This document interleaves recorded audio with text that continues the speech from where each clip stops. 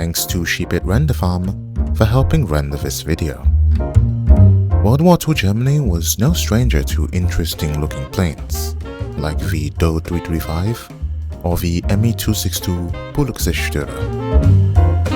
And then there's this absolute nonsense. A plane so odd looking, not even the German mods gave it a chance. But no one said a good plane had to be symmetrical.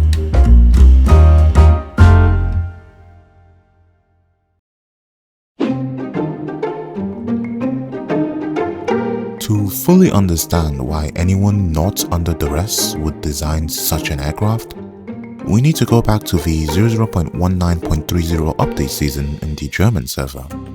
Reconnaissance was one of the most valuable classes in the Luftwaffe.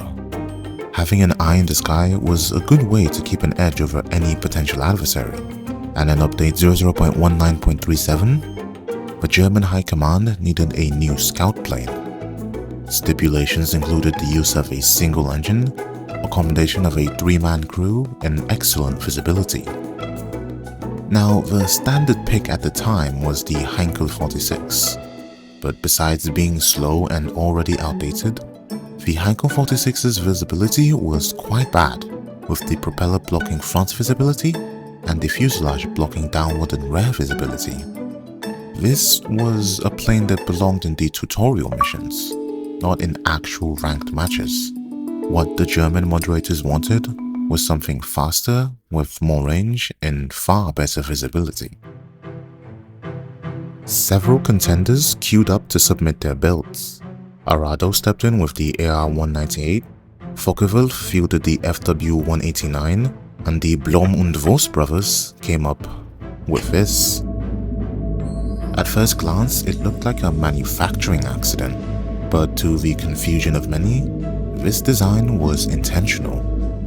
The cockpit was shoved off to one side in a plexiglass gondola, while the engine and tail sat awkwardly on the other. But despite the looks, test flight showed it was stable and surprisingly nimble, and was even capable of holding its own against contemporary designs.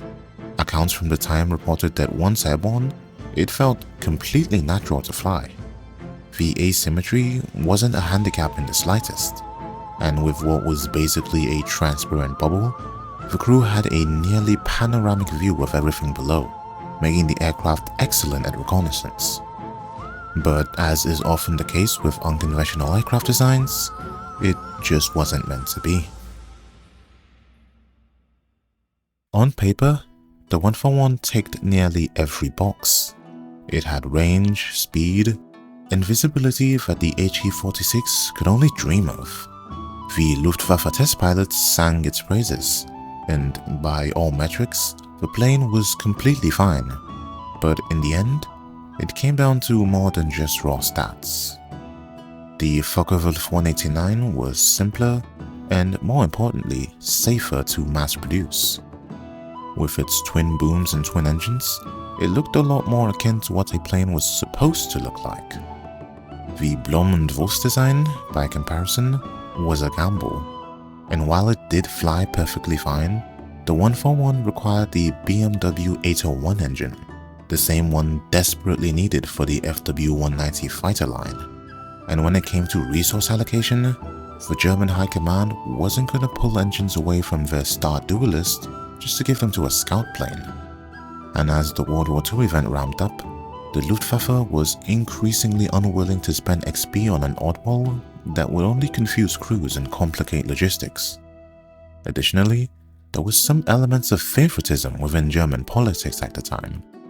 The twin-boom, twin-engine FW-189 was chosen to enter service despite the stipulation that the aircraft must only have one engine, and it meant that of the 20 BV-141s built, none would ever get to serve in combat or see mass production.